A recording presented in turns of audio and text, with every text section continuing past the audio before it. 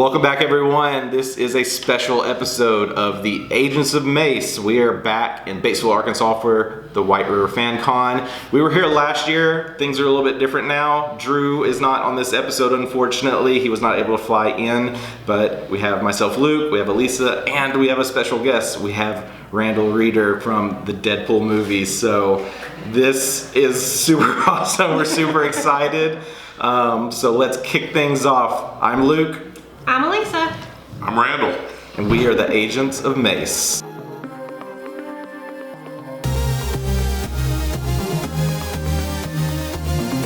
Well, thanks so much for being here. So we were here last year at the Fan Con. So we love talking about Marvel and all things of that nature. I don't know if you saw this, but I was looking back. So we are about to celebrate our 4-year anniversary of doing the podcast. But if you look at our episode list right now, if you go back to our very first episode, it's the Falcon and the Winter Soldier episode 1. If you look at our recent episode, it's Brave New World. So I just thought that was kind of fun. If you look at like the 4 years we've been doing this, putting out almost like 52 episodes a year. Wow. Like, it's just kind of funny how it full circle. We kind of bookend it. But then, as we were just talking about, we're about to get into Daredevil Born Again. Right. So we've kind of built our podcast really just around the Disney Plus universe when that spawned. Like, when WandaVision was airing is when Drew kind of had the idea for this, and he kind of threw it out there for our film community, and then we saw his post and we just kind of jumped in, and it's been us three for 4 years now. Trying to help everybody navigate these universes. Pretty much, especially now that we've gotten into the multiverse. It's like, whoa, where do I go? Like, what do I watch? What do I skip? Like, how does this all tie in together? Right. And so, yeah, it's been so much fun talking through that. And we've gone through the the Deadpool movies, especially with Deadpool and Wolverine, because like that was a big event last year. But yeah, I guess one thing we could jump into is when it comes to Marvel, where did that start for you? Well, I guess with Sin City, right? That was Marvel. So, and that was kind of the catalyst. Like that movie, Sin City and Idiocracy at the same time, but really is when I made the jump to Hollywood. That's when I was like, okay, it's time for me to leave Texas. I got to go to Hollywood. I just did Sin City. I knew it was going to be huge. Yeah. I didn't know how huge, but there's no way it couldn't be with the cast, with the, Frank Miller, with, with Rodriguez. It was going to be magic in a bottle, and I didn't know it would change filmmaking so much. Especially you look at that time frame, being primarily a black and white movie with the little splashes of color. Right. That was a cinematic experience, and they made it really look and feel like a comic book. Exactly. And then also, being R-rated, like being edgy and really, and that kind of, That's honestly, I would think Sin City is kind of the reason there is a Deadpool in a way, you know. Which we should probably review Sin City. We probably should. Because I haven't seen it since I was like 18. Yeah, we've always referenced Blade as being kind of what really with the Marvel universe. Right. Like Blade is kind of like a staple. That we view as well. Yeah, totally. I mean, especially that popular and yeah, absolutely. But I don't know. To me, they did such a great job, with Rodriguez and Frank Miller of really making it feeling like you're watching a comic book. Yeah. And then of course, to me, Deadpool did such a great job of staying so true to the comic book. So to me, that's why. And of course I'm in both of them, so I believe they're linked. Right? Right? They're linked, right? Yeah. But even so just sitting on your panel and hearing a little bit about your story, starting kind of in the wrestling realm, but even before, like as you were growing up and having that interest, were you into comics or was Not really. I didn't have time. I mean, I was more into I don't know what cars and stuff like that. Cars and bikes and things like that. I really just recently started buying comics.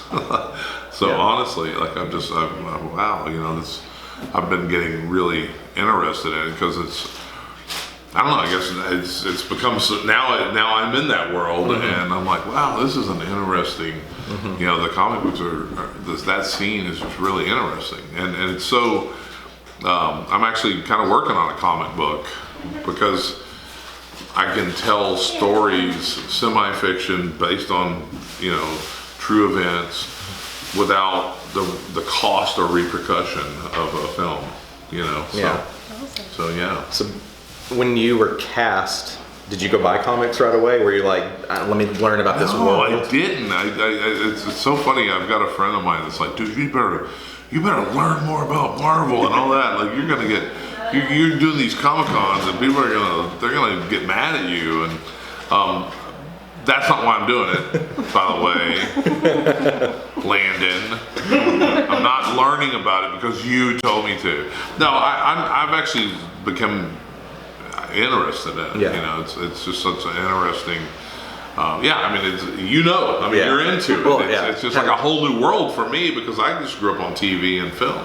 Have y'all watched the John Bernthal interview about the comics? No. Have you seen I love that? John Bernthal. Yeah, so when he got cast for the Punisher, that's the first thing he did. He went to the first comic book shop he could find, and he just found anything Punisher. He took it up to the stand, and this kid behind the counter just kind of looks at that and looks at him, and he looks through it, and then he just like throws things away.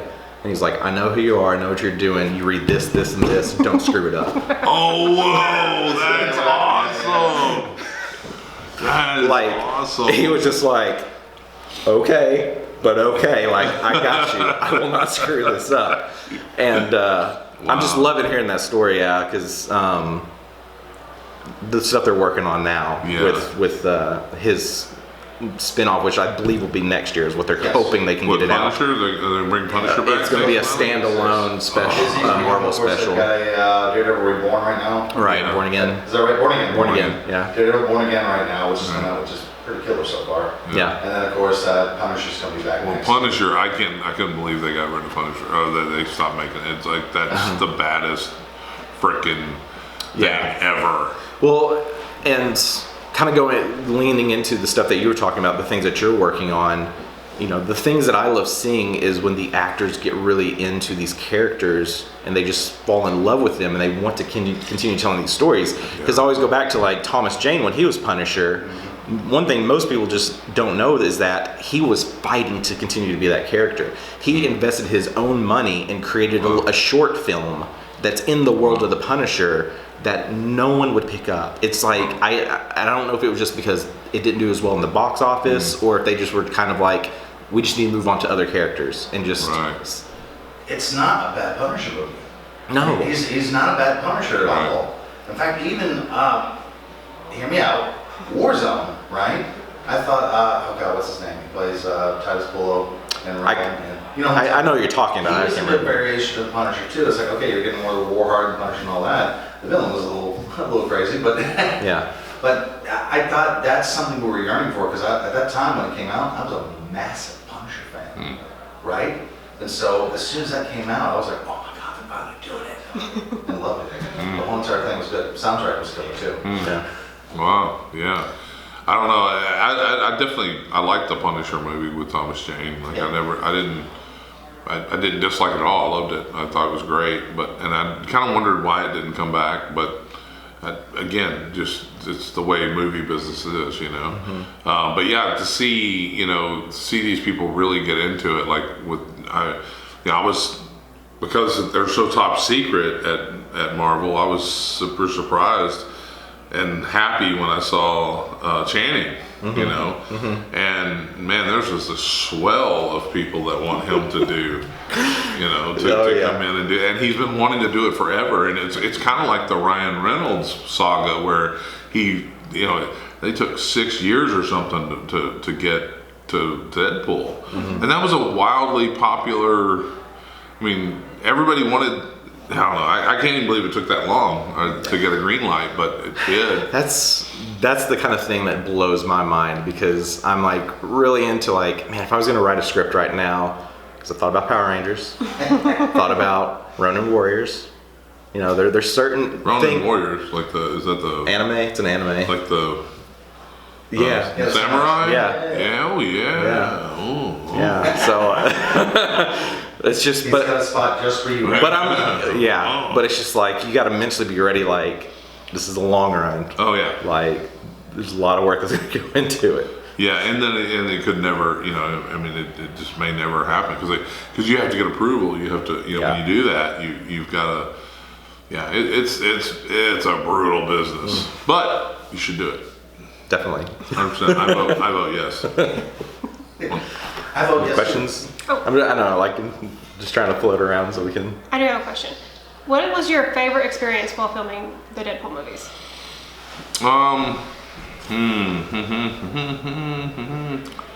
I mean, I don't know. It's hard to tell. I mean, because the first one was just so cool. I mean, because it was the first, you know, and it, you know, it's on a practical set, and you know that bar was actually existed in you know, in Vancouver, and you know, I trained for, you know, a week or so for these fights, and then of course we get there and the fight looked nothing like what they said. Oh yeah, that doesn't work. Let's just do this.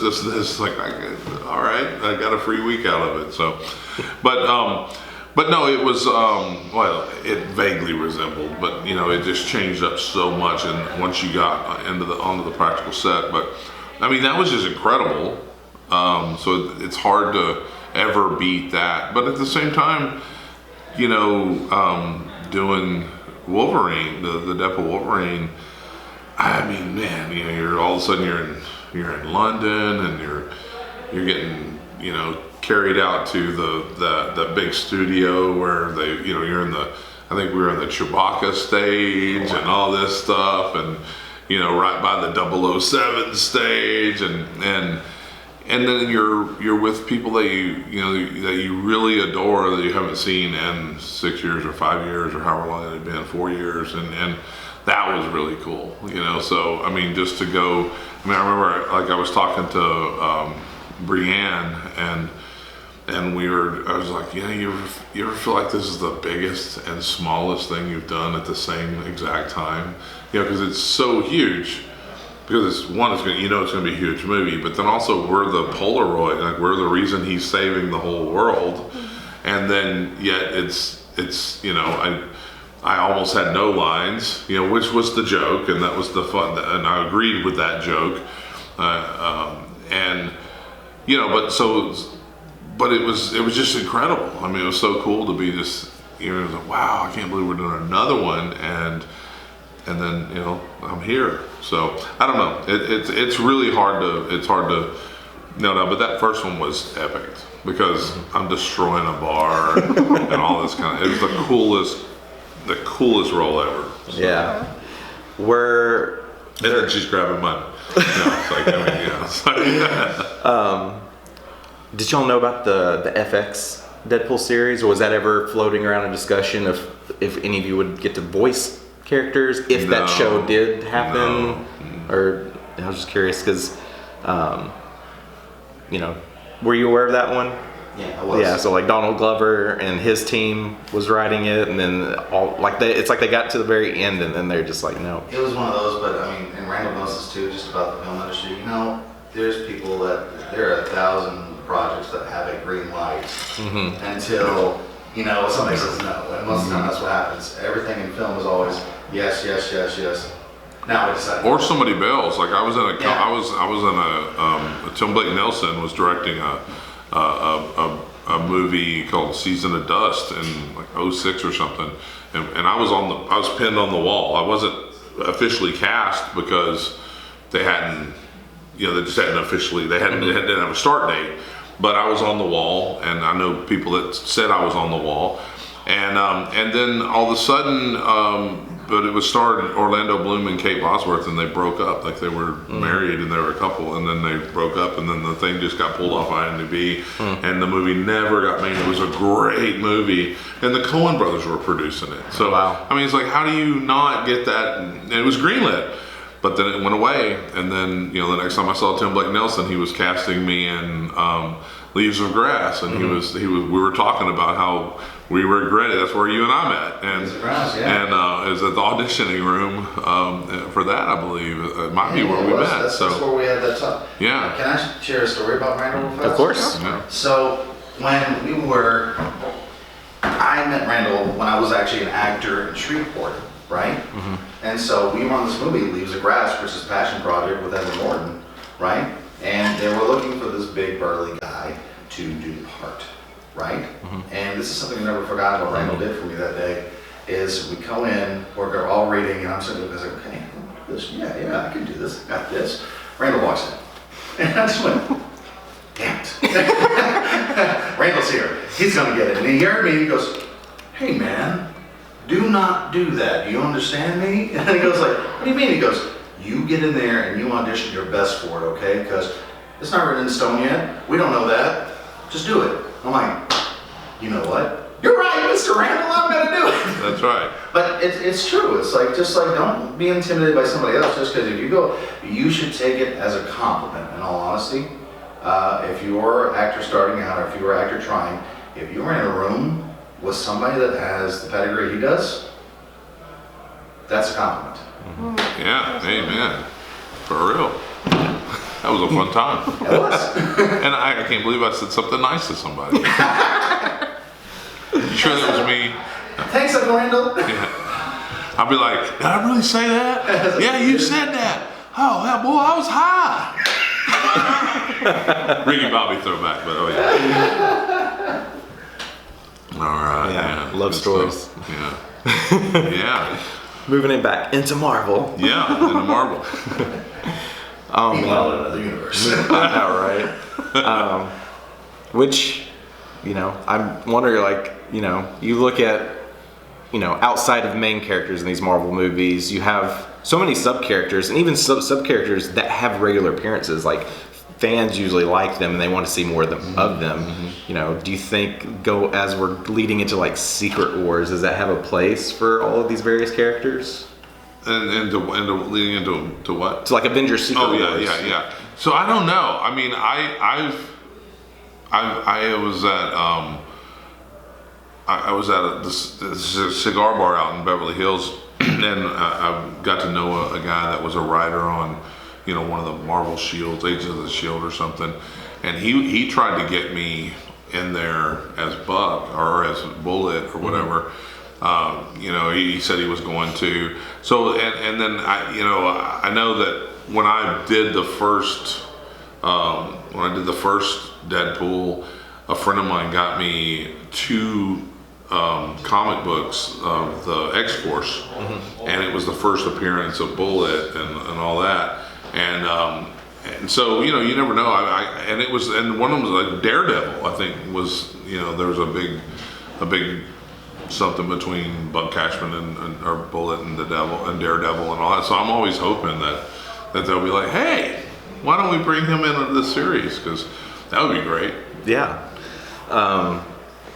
And that's kind of like what kicked off this podcast is series, and we're getting so many this year. Like, I know being an actor and you're expanding your reach and trying to get in so many different movies, like just Marvel itself, like after Deadpool 1 and 2, like have you kept up with things? Do you watch any of this stuff just in terms of interest or curiosity of like where this is going? I no, not much. I watch some, kind of what I need to, and I don't know. It's a weird thing. I wonder if it's because I can't. It's like I'm just like, ooh, because then I get my hopes up, and I wonder if like emotionally I'm guarded when it comes to that. But like I say, I've just recently started buying comic books and stuff like that. So who knows? Maybe I go full comic book geek soon. Yeah. Still thinking. Yeah. Yeah. And that's the whole comic world is so fun. And then did y'all see the Berserker announcement? No. Yeah. So like that's Keanu Reeves. Oh, and so I saw something about it's that. now making some movement to Oh, wow. film. Okay. Yep. Tell me about Berserker. I've not read it yet. So, Berserker is this really dark and twisted manga, right? Japanese comic. And it's all about a character's name is Guts. And he was born, his mother was hanged, and he was birthed while she was hanged. Oh, wow. Right? So, this massive, terrible, dark story, but he apparently has this giant, great sword that I remember. It's been a minute, I gotta remember going back to the Rolodex. It's like, but he has this giant, great sword that swings, but he has this indomitable force inside him, right? So it's him, there's nothing good in this world. It's all darkness and violence. Right. But it is him dealing with this darkness that within him, he explodes out and becomes the Berserker. Oh, wow. Right? But then there's all these different characters, Noble Lord Knight that's in it as well. Somebody's going to correct me on your chat and be like, that's not what it is at all, but that's what I remember. Right. But that's what it is, this fantasy world, all about these dark forces inside of ourselves is what it really is about. And I can't remember what it was, but there's like a little talisman for one of their little fake gods that they have. That's like this red, weird morph of a face and stuff. So it's, the visual traits of it is fantastic. Wow. Like I actually have the whole series on DVD, but so when's the last time you watched it? 15 years ago. Right. But yeah, that's what Berserker is about. It's kind of like it is all about the darkness inside ourselves. Right. And So they've already done an anime about it? Oh yeah, anime. And it was a Marvel first. It was a comic book first, and then they did an anime. Wow. So yeah, and I think they redid an anime too. You can watch it on Netflix. I believe it's Netflix, yeah. Yeah, it's on Netflix and it's the newer one. I haven't watched the newer one. So I'm talking about the one that's like from the 90s. Right. So, because, Love it. Yeah. I thought I'd never heard of it, but then as he was describing it, I realized Right. I had a student who wrote a book report about it. Wow. You're a teacher? Yes. Oh, no way. What do you teach? I teach at Mount Vernon Enola in Mount Vernon. Okay. All right. Super cool. What do you do? So I develop iPhone apps. Huh? Develop iPhone apps. Really? Yeah. We gotta talk. Man, So don't ask me what I do, Randall. Yeah. It's like, I know you, it's fine. Hold on. Let me film it. yeah. So it's I think that's what we love about podcasting so much, and just content creation in general, is because each of us can do some. Well, I mean, Drew's in video space, so I mean, Drew's world really is like video and acting and voice acting and stuff like that. And you do acting as well. Yeah. I've always been more behind the scenes, unless any of my buddies desperately need an actor. I've jumped in from time to time. But getting to stretch our creativity doing like podcast and video and stuff is like pretty incredible. Well, so I know that your audience already knows this stuff probably, but I don't, because we just met at this con. So you all started doing this, and for just because you're super fans about it and all that, so you wanted to do this podcast. Yeah, and I'm curious because we've never really, I don't think we've talked about it in depth like on an episode. Yeah. Right. But really, like, at least from my story, a lot of it was due to the COVID stuff, right? Okay. My background being in tech, I was already working from home and used to it. Right. But when everything just kind of shut down and you're kind of forced to, like, people are either scared to go out or just needed, I was like, how can I make the best use of time? Right. And I've been wanting to do a podcast for a while. So initially I started another podcast, but it was when Drew had shared his idea for this. He's like, Disney Plus is about to release all this content. I'd love to talk about it. Like, who wants to do this with me? And so that's where we discovered it and jumped into it. Right. So we didn't know each other. And we didn't know each other. All three of y'all didn't know each other. So We were all just like in Arkansas, like acting in film groups on Facebook, and he just posted. Facebook group she started? it was a Facebook group where it started, and we had done the podcast going on 3 years until we eventually did meet in person, because Yes. it was at Drew's wedding. Yeah. Wait, So no way. We all went to Austin for his wedding, and that's the first time we all met in person. That's wild. Didn't you? Was his wedding before the con? Yeah. Right? I think so, yeah. I believe so, yeah. because- Yeah. Because his wedding was, I think it was isn't his wedding the podcast anniversary? Yes. I think it's like the same day, yeah. How did y'all find each other? Well, so a Facebook group. Yeah, he just posted and Just the group, he said he that's was it. looking for people to So- possibly be on a Marvel podcast, and I'm going to look, most of them Yeah. responded. And I did, and I gave it with the caveat, like, I really like these movies, and I've seen all of them in the theater. I was like, I have not read very many comics. Right. And he's like, don't worry about it, we'll be fine. And so I was like, okay. And I've learned a lot since I've been on the Wow. podcast. Yeah, been it's fun to learn as well, and then just discovering like some of the older, we reviewed the Nick Fury movie with Hasselhoff. Oh, wow. So why do y'all like Marvel versus DC? So I'm turning the, Yeah. I'm doing the I love both. and you're admit to that on this podcast? Yeah, I mean Batman's my wallpaper. All right. But I mean, with Marvel, it's the world that they've created. Yeah. Like, especially if you look at the Infinity Saga, Yeah. it's incredible. It's just they kind of went into it, and even the learning when you listen to the interview with Favreau and the fact that they were basically rewriting that script on set, like day by day. Wow. It's like when they were just given this huge chunk of money and the blessing, like, make it happen, and they didn't really have everything together. When learning that and just the staple of that movie and just how rewatchable it is, and like, that's just impressive. And I want more of that, and it's a struggle. Like, occasionally we'll weave DC in, here and there. But and you look at the DC universe, like, it's a rocky point, and like, end of the day, if I had Into the first Iron Man kind of blind. It was like a summer whenever I was a young person and just went to the movies all the time because I didn't have anything else to do. And absolutely knocked my socks off. I loved it so much. I loved Robert Downey Jr. I loved Tony Stark.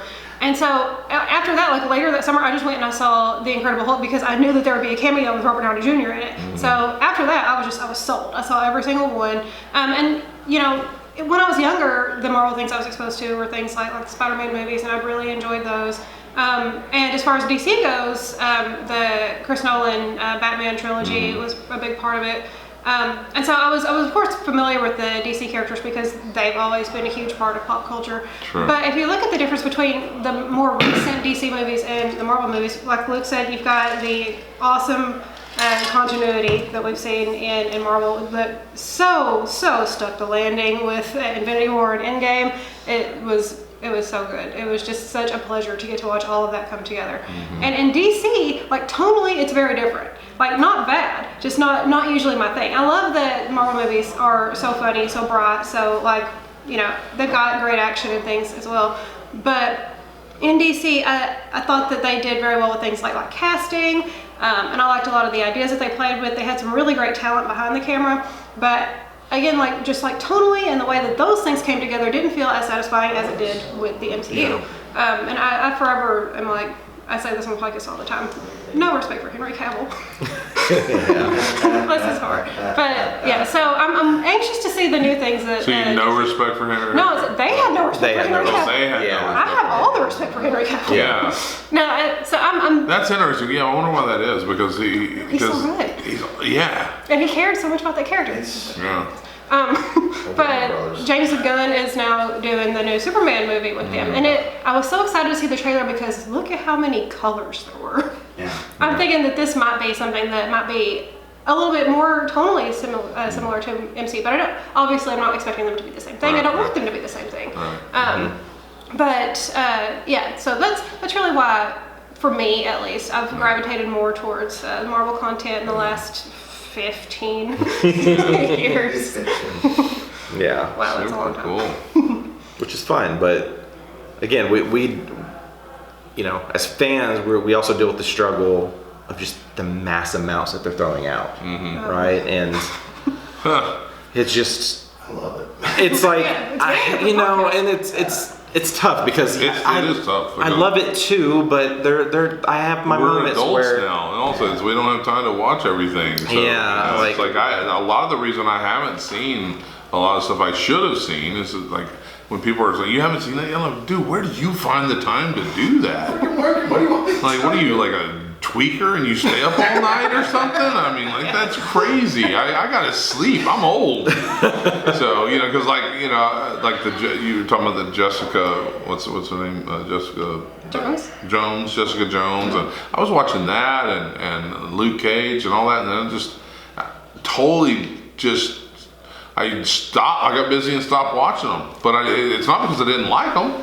I just I mean, I can't go. I haven't had time to go back to them yet. Yeah, but being in like the film movie critic space, it is difficult. It is a challenge because I got to figure out my avenue, which is so funny too because I get more attention through TV series I review versus movies. Oh, wow. And then it becomes one of those things where well, should I just shift my channel and focus to just be reviewing series? Right. But the thing with series is like there's seasons and some are like 8 episodes, some are 20, like depending on what you're looking at. Yeah. And it's peak TV, so you have to watch everything. And you got to watch everything, and but it's pretty cool how they're so intertwined, and they're crossing over like the Daredevil and the Kingpins, and you know, and that's intriguing. But then they actually they make you watch. You were talking to the guy before. Yeah. It's like, well, what should I watch? You know, what should my dad watch with Daredevil? Oh, you should watch this, this, and this, and this. And it's like, oh, they got you. Yeah. Like, that's brilliant. And we didn't even have time to get into the other side of things. And I don't know if have you watched Born Again yet or not yet? No. So yes, you do need to watch those things, but Born Again is also bringing in so many new characters.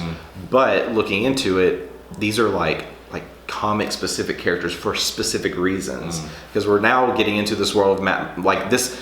It feels very lived in, which is what I appreciate, but also like you're dealing with the love interest of Matt Murdock. So it's like, you know, it's not really confined just to him and his apartment in the courtroom. You're seeing these people that you know that he's going to get emotionally attached to, which just kind of makes the story more just like deeper, especially once you get Kingpin to discover this kind of stuff and what is he gonna do, and like that's the stuff like we love, and like we'll deep dive into that. Right. Super cool, man.